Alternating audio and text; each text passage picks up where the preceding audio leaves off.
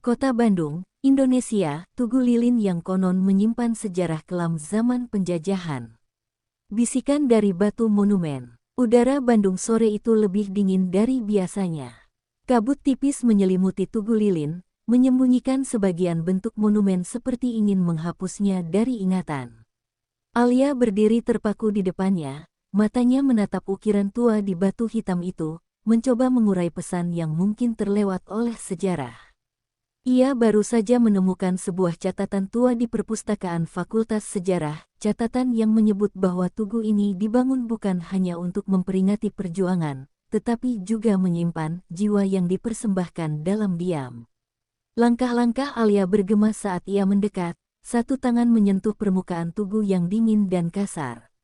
Jantungnya berdetak lebih cepat saat ia merasakan getaran aneh, seperti detak nadi dari dalam batu. Itu hanya sugesti, katanya kepada diri sendiri, tapi kata-kata itu tidak meyakinkan. Di telinganya, samar-samar terdengar bunyi gamelan yang lirih, begitu halus seperti desir angin, tapi melodi itu membawa kesedihan yang menyesak dada. Semenjak menemukan catatan tentang seorang penari keraton bernama Sekar yang dikabarkan hilang menjelang pembangunan tugu ini, Alia diliputi rasa penasaran. Siapa Sekar? Dan mengapa namanya tidak pernah muncul dalam arsip resmi sejarah Bandung? Semakin ia menggali, semakin banyak yang ditutupi. Nama-nama yang tercoret, halaman yang sengaja dibakar, dan kini, gema suara lembut yang seolah memanggil dari balik masa lalu. Senja mulai memerah. Bayangan Tugu Lilin memanjang seperti tangan raksasa yang hendak meraih sesuatu. Alia duduk di bangku taman tak jauh dari sana, membuka kembali catatan tua itu. Di halaman terakhir, tertulis dengan tinta pudar, tariannya belum selesai. Bila lilin menyala sendiri, maka penari akan menjemput kembali. Tiba-tiba angin berembus kencang, menyapu kertas dari tangannya. Saat ia bangkit mengejarnya, matanya menangkap sesuatu, lilin kecil, menyala sendiri di kaki tugu. Ia mendekat perlahan. Api itu menari kecil, stabil meski diterpa angin. Di sekitarnya, udara mendadak hening. Tak ada suara kendaraan, burung, atau manusia. Hanya degup jantung Alia yang menggema di telinganya. Lalu ia mendengar bisikan, bukan dari luar, tapi dari dalam benaknya, lirih namun jelas, kau datang, akhirnya. Tubuhnya kaku, tapi matanya tertarik pada bayangan di belakang tugu, sesosok wanita bersanggul, berdiri membelakanginya, gaun panjangnya melambai meski angin tak bertiup. Dalam sekejap, sosok itu hilang. Lilin padam, suara kota kembali terdengar. Tapi Alia tahu, sejak detik itu, dirinya tidak sendiri. Apapun yang tersembunyi di balik Tugu Lilin, telah melihatnya, dan sedang menunggu langkah berikutnya. Alia tidak tidur malam itu. Suara gamelan yang lirih terus membayanginya, seolah bergetar di rongga dada seperti bunyi gong yang tertahan. Ia mencoba menepis semuanya sebagai halusinasi karena kelelahan.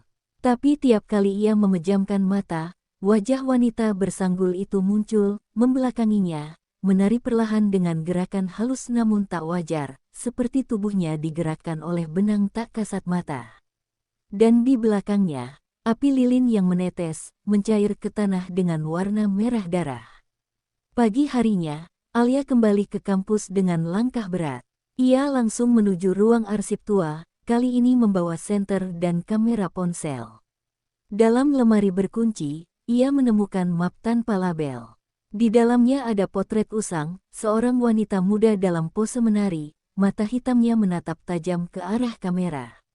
Gaun panjang tradisionalnya terlihat megah, tapi di bagian bawah foto tampak seperti ada bekas api yang menghanguskan kertas. Di balik foto itu tertulis, Sekar, penari terakhir sebelum sunyi. Tiba-tiba lampu ruang arsip mati. Jantung Alia mencelus. Senter, di tangannya bergetar, dan di tengah bayangan, suara langkah kaki terdengar pelan. Bukan langkah biasa, ini adalah irama, seperti ketukan tarian tradisional yang pelan tapi teratur. Siapa di sana? Suaranya gemetar. Tidak ada jawaban. Hanya angin yang berembus dingin, membawa harum bunga kenanga yang menusuk hidung, aroma kematian dari Jawa lama.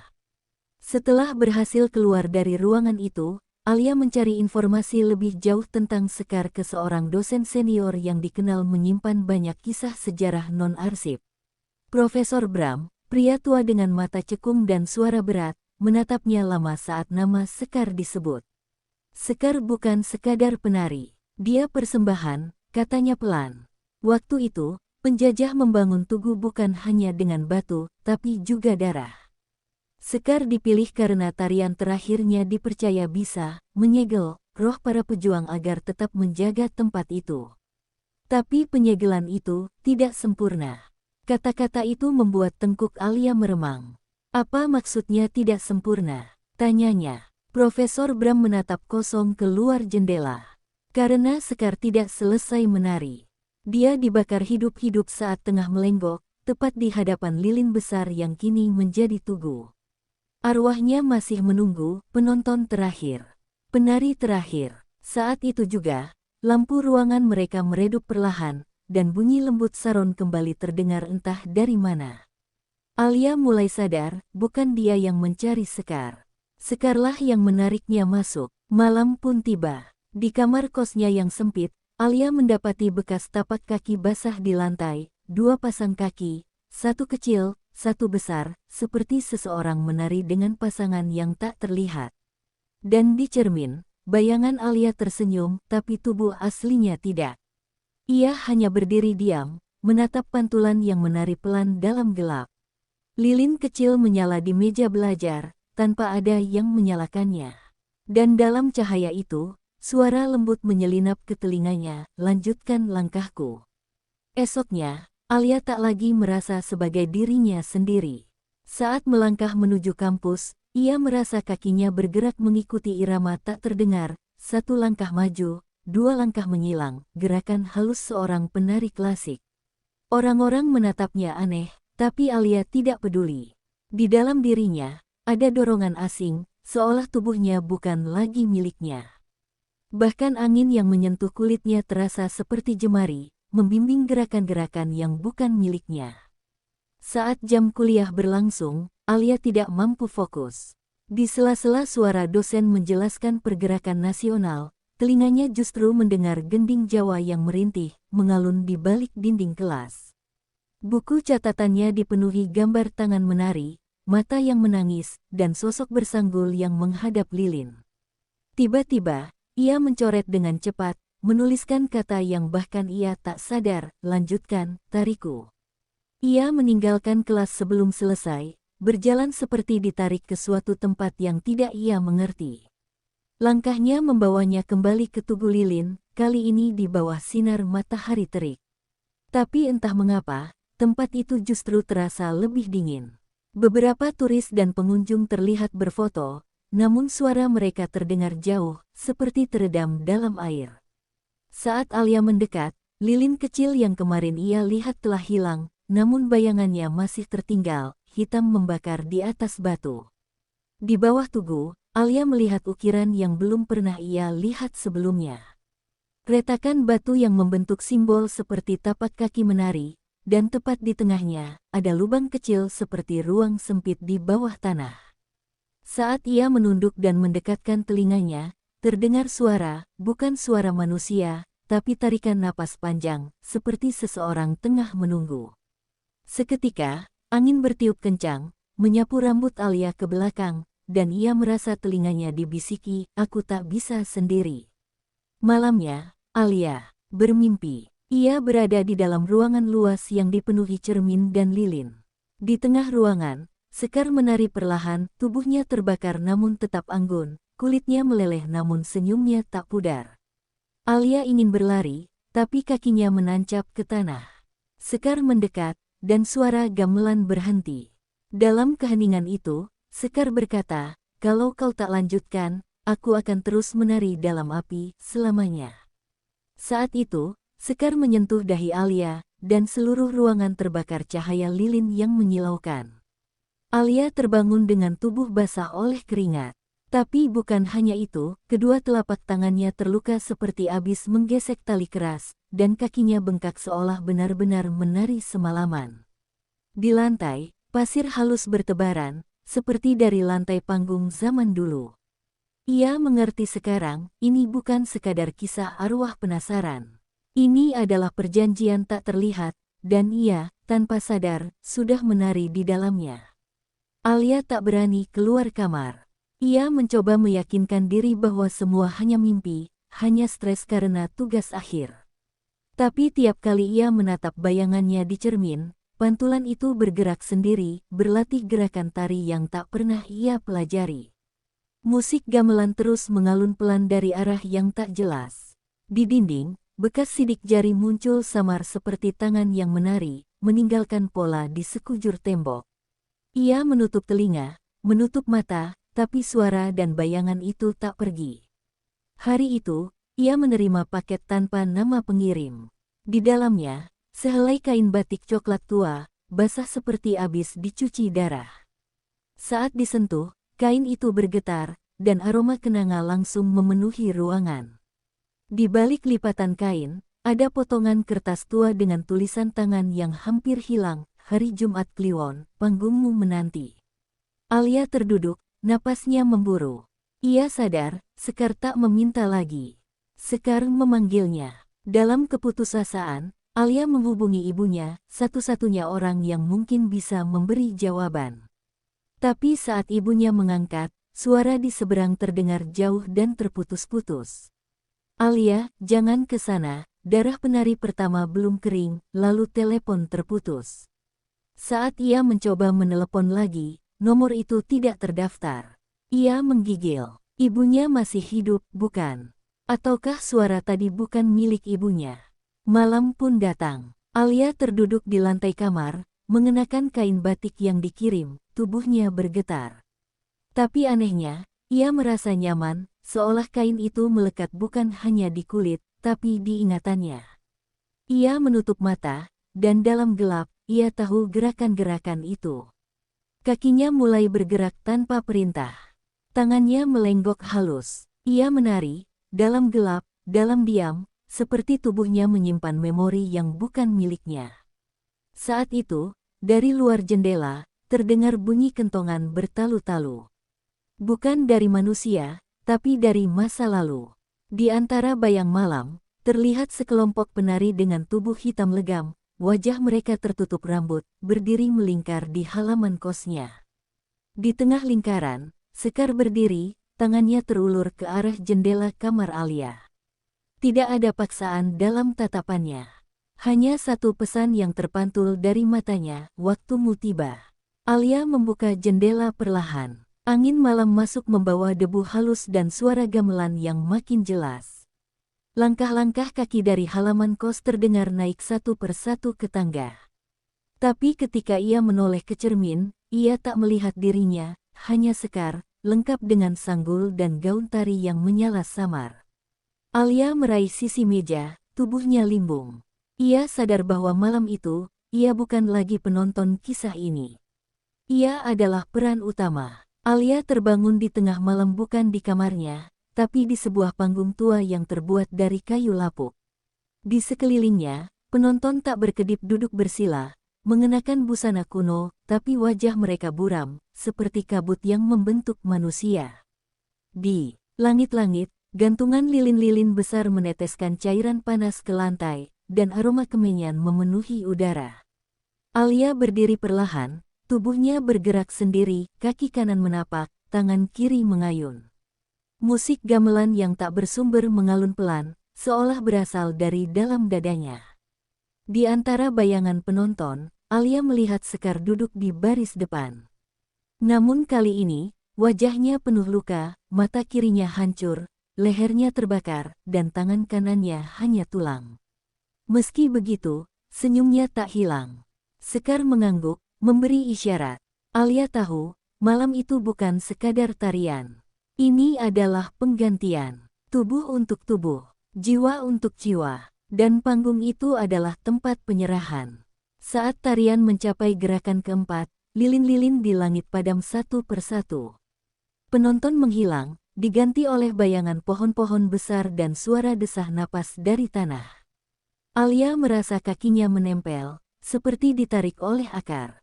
Tapi ia tak bisa berhenti. Tubuhnya terus menari meski hatinya menjerit. Sekar mulai berdiri, mendekatinya dari arah depan panggung. Mereka kini berhadapan, wajah yang terikat oleh nasib lama dan baru. Tiba-tiba, Sekar menyentuh dada Alia, dan tubuh Alia terlempar ke belakang, bukan secara fisik, tapi seperti jiwanya ditarik keluar. Ia melihat dirinya sendiri menari di panggung, tapi kini dengan gerakan lebih indah, lebih halus, lebih milik Sekar. Ia sendiri melayang, terperangkap dalam kegelapan, hanya mampu menyaksikan. Di kejauhan, suara Sekar terdengar, "Terima kasih, aku pulang." Alia berteriak, tapi tak ada suara. Ia berada di ruang hampa, seperti di dalam lilin cair, panas, pekat, dan tak bisa bergerak. Cahaya kecil muncul di kejauhan, dan dari sana muncul puluhan wajah lain, penari-penari terdahulu yang juga pernah menggantikan Sekar. Mereka menatapnya dengan mata kosong. Semua perempuan, semua muda, semua tak bisa kembali. Mereka mengangguk pada Alia. Kini, ia salah satu dari mereka. Pagi datang. Di dunia nyata, Alia duduk di tepi tugu lilin, mengenakan kain batik tua dan riasan penari klasik. Orang-orang yang lewat mengira ia bagian dari pertunjukan kota. Ia tersenyum lembut, lalu perlahan berdiri dan mulai menari. Gerakannya sempurna, seperti tubuh yang telah ribuan kali berlatih. Tapi di balik matanya, tidak ada Alia. Hanya Sekar, yang akhirnya mendapat tubuh baru untuk melanjutkan tarian yang tak pernah selesai.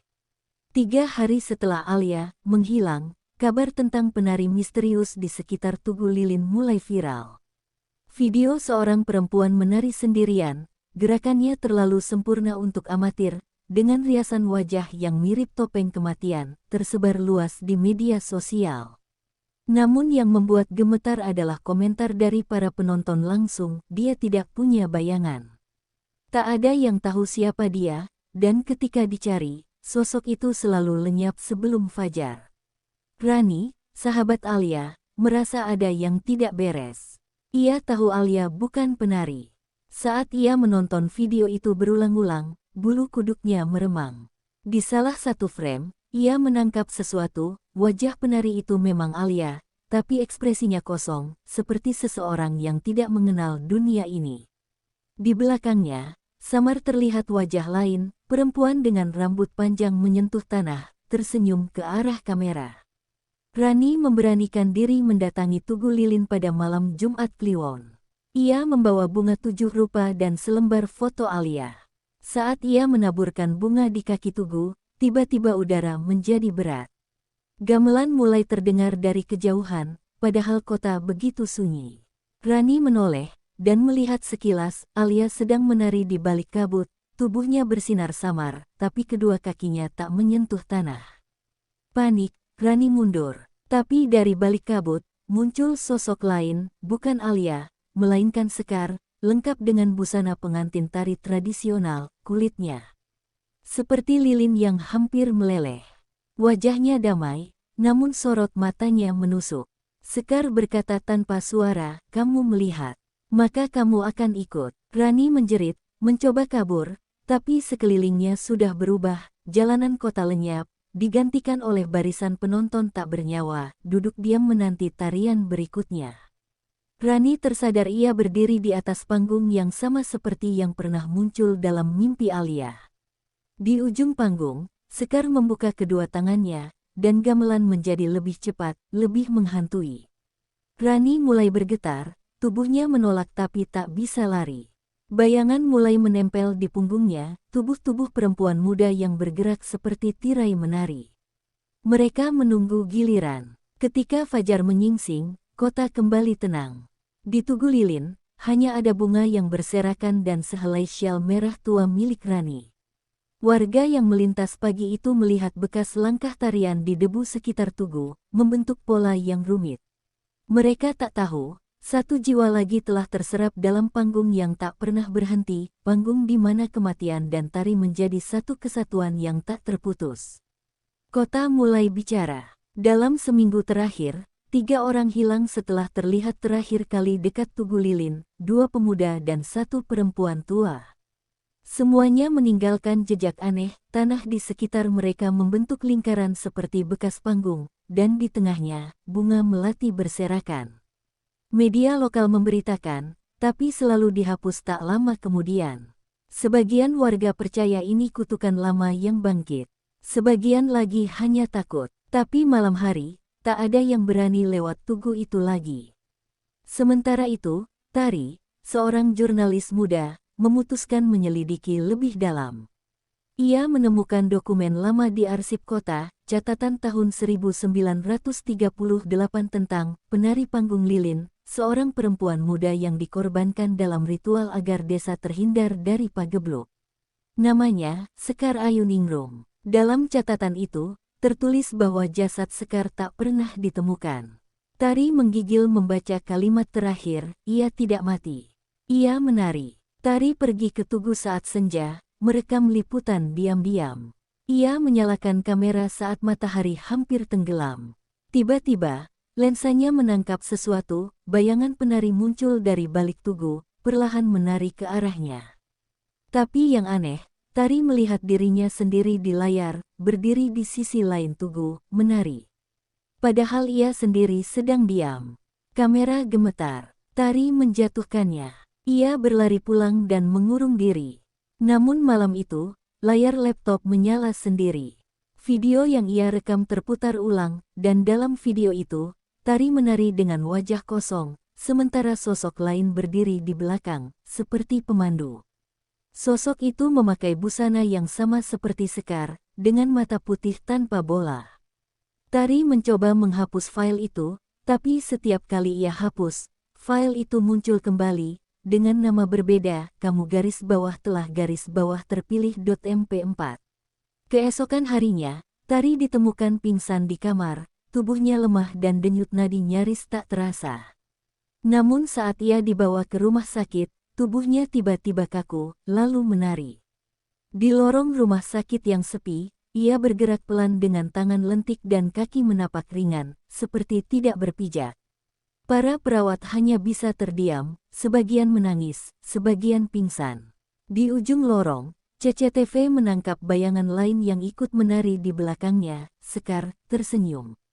Di pusat kota, tugu lilin berubah, malam-malam tertentu, terlihat lebih tinggi dari biasanya. Di sekelilingnya, kadang tampak seperti ada panggung kayu berbentuk melingkar yang tak terlihat siang hari. Dan dalam diamnya, tugu itu menjadi penanda sebuah panggung abadi, tempat tarian tidak pernah berhenti, dan siapapun bisa menjadi penari selanjutnya tanpa pernah tahu kapan musik dimulai.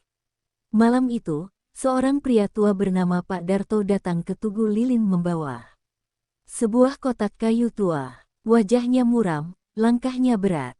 Ia adalah mantan penabuh gamelan di zaman Orde Baru, dan satu-satunya saksi hidup dari pertunjukan terakhir Sekar yang tidak pernah tercatat sejarah. Di dalam kotak, tersimpan topeng tari kayu berumur ratusan tahun, satu-satunya peninggalan dari malam di mana Sekar seharusnya dikubur, namun menghilang. Pak Darto berlutut di hadapan tugu, menaburkan kemenyan dan meletakkan topeng di tanah. Suaranya lirih bergetar saat ia memanggil nama Sekar.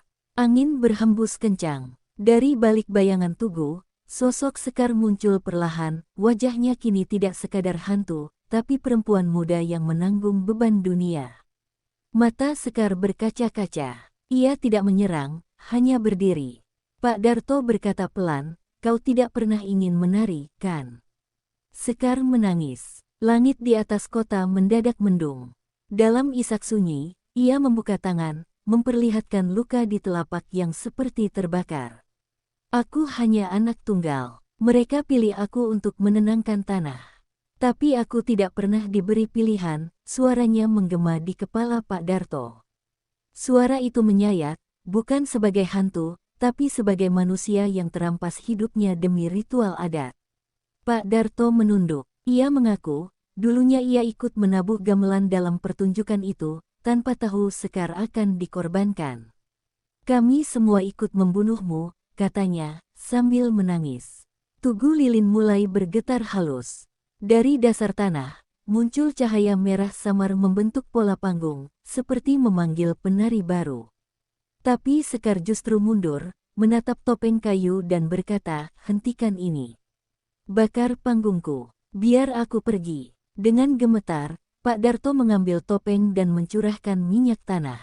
Sekar memejamkan mata. Saat api menyambar topeng itu, langit meledak dalam cahaya keemasan. Suara gamelan berhenti tiba-tiba. Sekar tersenyum, bukan seram, tapi damai.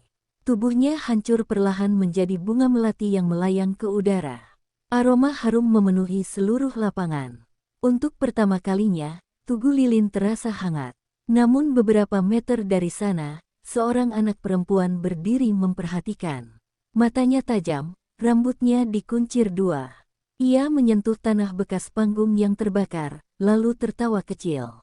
Dari genggamannya, muncul serpihan topeng kayu yang tak ikut terbakar. Dan gamelan kembali terdengar, lembut, jauh, tapi pasti. Karena panggung yang ditinggalkan tak selalu kosong. Kadang, ia memilih sendiri penarinya. Setelah peristiwa pembakaran topeng, ketenangan seolah kembali ke Tugu Lilin. Namun malam itu, Rani mendapat mimpi buruk yang sama. Sekar menari dengan wajah penuh luka, suaranya memanggil namanya. Rani bangun dengan keringat dingin, merasakan getaran halus di bawah tempat tidurnya. Bayangan tipis melintas di dinding kamarnya, menari perlahan tanpa suara. Tari, yang masih lemah di rumah sakit, tiba-tiba membuka matanya dan menggumam nama Rani. Suara itu lemah, tapi tajam, seolah ada pesan yang ingin disampaikan. Di kota, berita tentang tarian misterius itu mulai menyebar ke luar daerah, dan warga mulai melaporkan penampakan yang tak hanya di sekitar Tugu, tapi juga di rumah mereka sendiri. Rasa takut berubah menjadi histeria kolektif. Rani dan Tari akhirnya bertemu, saling berbagi pengalaman dan ketakutan mereka.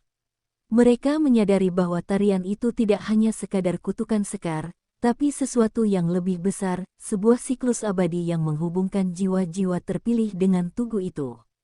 Dan semakin banyak yang melihat tarian, semakin banyak pula yang akan terperangkap dalam pusaran gelap itu. Malam itu, mereka berdua bertekad untuk mencari tahu asal-usul Tugu dan ritual Sekar secara langsung. Dengan bantuan buku-buku kuno dan peta tua yang ditemukan Tari, mereka menelusuri lorong bawah tanah yang tersembunyi di bawah Tugu. Suara gamelan samar mulai terdengar. Semakin dekat, menggetarkan dinding batu tua. Di ujung lorong, bayangan gelap berbentuk manusia berdiri menunggu. Rani merasakan udara berubah dingin, jantungnya berdegup kencang. Dari kegelapan muncul Sekar, kali ini lebih nyata, matanya memancarkan luka dan amarah. Tapi bukan untuk menyerang, melainkan memperingatkan, hentikan putaran ini, atau kau akan menjadi bagian berikutnya. Suara itu memecah kesunyian seperti gema yang mengguncang jiwa. Di saat yang sama, dinding lorong mulai retak dan cahaya merah menyala di celah-celahnya. Tarian Sekar pun dimulai, berputar di antara bayangan lorong, dan suara gamelan semakin membesar. Rani dan Tari tahu, pilihan mereka kini bukan hanya bertahan hidup, tapi memutus rantai kutukan yang sudah melekat selama puluhan tahun. Pertarungan jiwa mulai terjadi di dalam kegelapan yang tak terhindarkan. Di lorong bawah tanah yang mulai runtuh, Rani dan Tari berdiri berhadapan dengan Sekar. Tubuh Sekar kini bukan hanya hantu, melainkan manifestasi jiwa yang terperangkap oleh kutukan adat. Matanya menyala merah, namun di balik amarah itu tersimpan kesedihan yang dalam. Aku ingin bebas, katanya lirih, tapi Tugu ini adalah jiwaku yang terikat. Tari meraih tangan Rani, menguatkan tekadnya. Mereka berdua tahu satu-satunya cara memutus kutukan adalah dengan mengikuti tarian terakhir Sekar, sebuah ritual yang belum pernah berhasil dilakukan selama puluhan tahun. Tarian itu harus diiringi gamelan hidup, dimainkan langsung oleh mereka. Genggaman tangan mereka erat, mereka mulai melangkah perlahan mengikuti irama yang terdengar samar dari dinding lorong. Saat langkah mereka menyatu dengan musik, Sekar mulai menari. Tubuhnya berputar cepat, bayangannya terpecah di dinding lorong. Suasana berubah menjadi pusaran cahaya dan bayangan, suara gamelan makin keras, bergaung di seluruh lorong bawah tanah. Rani dan Tari berusaha mengikuti gerakan Sekar, walau tubuh mereka gemetar ketakutan dan kelelahan. Namun tiba-tiba, lorong bergetar hebat, batu-batu jatuh dari langit-langit, dan debu memenuhi udara. Sekar berteriak, suara yang penuh kesedihan dan harapan, hentikan putaran ini, bebaskan aku. Dengan satu tarian terakhir yang penuh kekuatan, Sekar menutup matanya dan tubuhnya memancarkan cahaya putih terang, membebaskan dirinya dari ikatan Tugu. Ketika cahaya meredup, Tugu di atas tanah mulai retak dan pecah, bunga melati tumbuh di celah-celahnya. Rani dan Tari terengah-engah, tapi merasakan ketenangan yang belum pernah mereka rasakan sebelumnya. Kota pun perlahan kembali normal. Namun kedamaian itu terasa rapuh, seolah ada sesuatu yang masih mengintai di balik bayangan. Malam terakhir di Tugu Lilin, seorang anak kecil berdiri di tepi Tugu, memegang serpihan kecil dari batu yang pecah. Dia menatap Tugu dengan mata yang bercahaya lembut. Di udara terdengar bisikan gamelan yang jauh, mengingatkan bahwa meski tarian Sekar telah usai, cerita Tugu dan penarinya mungkin belum benar-benar berakhir.